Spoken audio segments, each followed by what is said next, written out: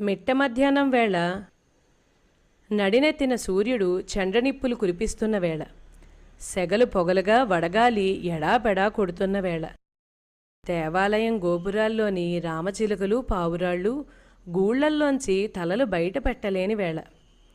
అలనాడు రాజా వాసిరెడ్డి వెంకటాద్రినాయుడు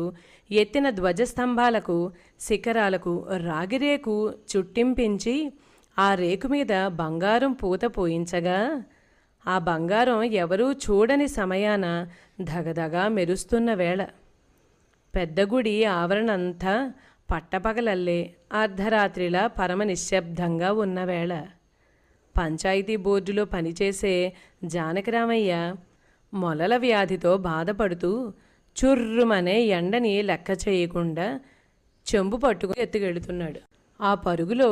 తన చెప్పుల కిర్రు తప్ప మరేమీ